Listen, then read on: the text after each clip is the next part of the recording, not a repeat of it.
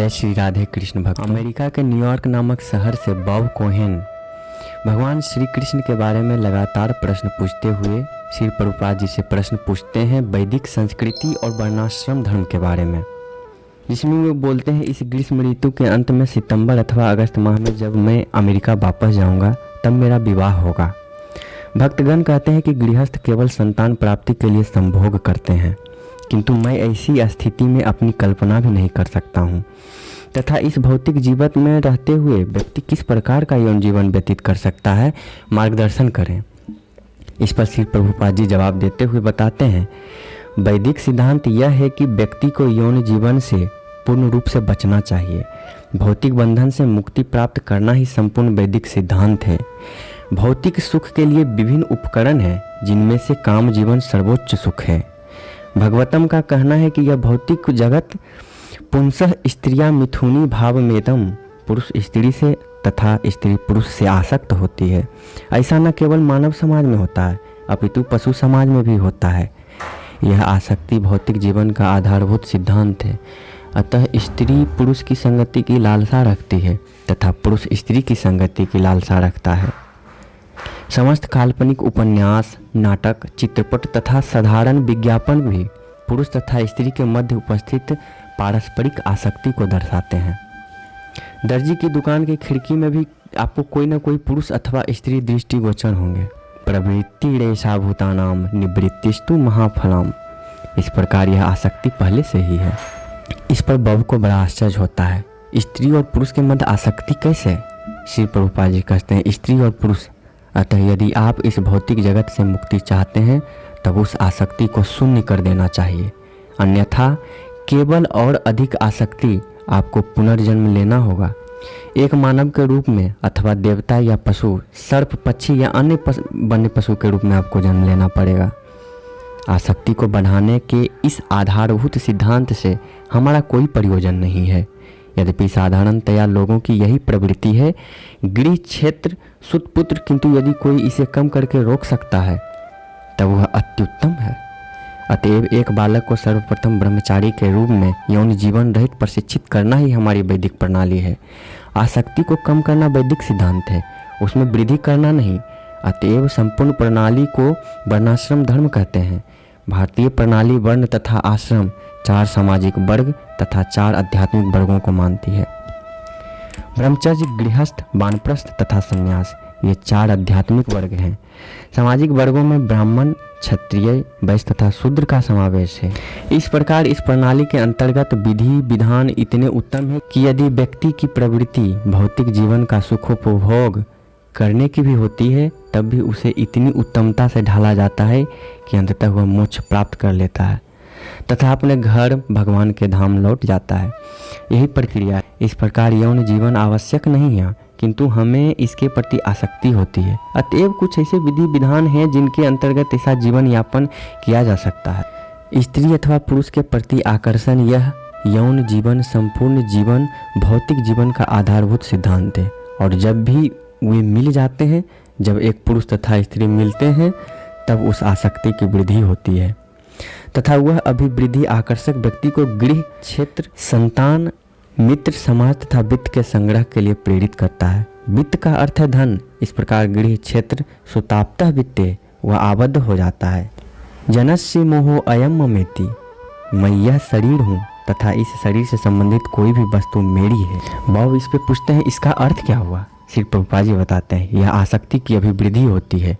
भौतिक आसक्ति में यह विचार होता है मैं यह शरीर हूँ तथा मेरा यह शरीर किसी स्थान विशेष में है, यह मेरा देश है। वह विचार चलता रहता है। मैं अमेरिकी हूँ, मैं भारतीय हूँ, मैं जर्मन हूँ, मैं यह हूँ, मैं वह हूँ, अर्थात यह शरीर, यह मेरा देश, मैं अपने देश तथा समाज के लिए सर्वोच्च बलिदान करूँगा। इस प्रकार का भ्रम में वृद्धि होती है तथा इस भ्रम के अंतर्गत उसे मृत्यु के उपरांत एक अन्य शरीर की प्राप्ति होती है। उसके कर्मानुसार वह एक श्रेष्ठतर अथवा निम्नतर शरीर पा सकता है। अतः यदि उसे श्रेष्ठ शरीर की प्राप्ति होती है तथा यदि उसे स्वर्ग की प्राप्ति हो तब भी वह एक बंधन है, किंतु यदि वह एक कुत्ता अथवा बिल्ली बन जाता है तब तो उसका जीवन व्यर्थ हो जाता है। अथवा एक वृक्ष, इसकी तो पूरी संभावना है। यह विज्ञान इस जगत को ज्ञात नहीं है कि आत्मा किस प्रकार एक शरीर से दूसरे शरीर में देहांतरण कर रहा है तथा किस प्रकार वह विभिन्न प्रकार के शरीरों में बंध रहा है, यह विज्ञान अज्ञात है। अतएव जब अर्जुन कह रहे थे कि यदि मैं विपक्ष में अपने भ्राता अपने पितामह का वध करूंगा, तब वे जीवन की केवल दैहिक धारणा के आधार पर विचार कर रहे थे। किंतु जब उनकी समस्याएं सुलझ नहीं सकी, तब उन्होंने कृष्ण की शरण ली तथा उन्हें अपना आध्यात्मिक गुरु स्वीकार किया। जब कृष्ण अर्जुन के आध्यात्मिक गुरु बने, तब प्रारंभ में उन्होंने अर्जुन को डांटा। असोच्यानान बसोचसत्वम प्रज्ञावादश्चम भाषसे गतासुच्चम नानु शोचन्नति पंडिता। तुम पंडित के समान बात करते हो किंतु अत्यंत मूर्ख हो, क्योंकि तुम जीवन की दैहिक धारणा के विषय में बात कर रहे हो। अतः यह यौन जीवन की दैहिक धारणा में अभिवृद्धि करता है। अतएव समस्त प्रक्रिया इसको कम करके शून्य करने के लिए सिर्फ इसे कम करना 25 वर्ष तक यौन जीवन को प्रतिबंधित करके बालक को विद्यार्थी के रूप में प्रशिक्षित किया जाता है। ब्रह्मचारी, उनमें से कुछ बालक नैष्ठिक ब्रह्मचारी रहते हैं, जिसे आजीवक ब्रह्मचारी कहा जाता है। वे शिक्षा प्राप्त करके आध्यात्मिक ज्ञान में पूर्ण रूप से निष्णात हो जाते हैं। अतएव वे विवाह नहीं करना चाहते, यह भी प्रतिबंधित है। वह विवाह के बिना संभोग नहीं कर सकता है। इसलिए मानव समाज में विवाह का विधान है, पशु समाज में नहीं। किंतु लोग शनैः शनैः मानव समाज से पशु समाज की ओर अधोगम कर रहे हैं। वे विवाह को विस्मृत कर रहे हैं। शास्त्रों में इसकी भी भविष्यवाणी की गई है।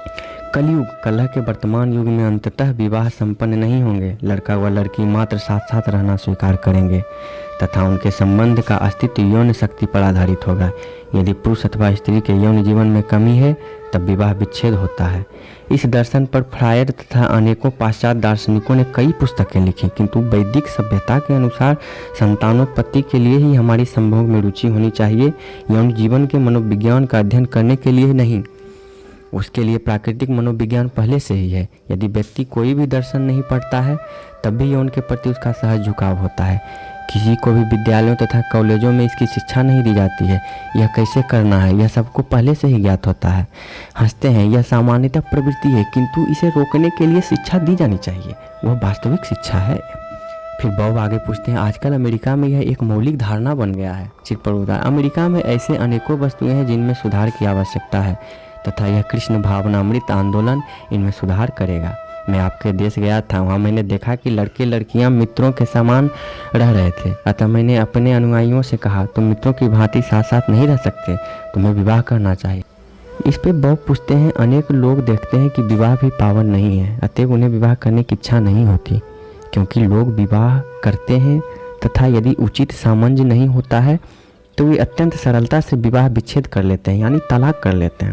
श्री प्रभुपाद जी कहते हैं, उनकी धारणा है कि विवाह वैधानिक वेश्यावृत्ति के लिए है। वे ऐसा सोचते हैं, किंतु यह विवाह नहीं है। श्री प्रभुपाद जी आगे बताते हैं कि जब बाजार में दूध उपलब्ध है, तब गाय रखने का उपयोग सब लोग हंसते हैं।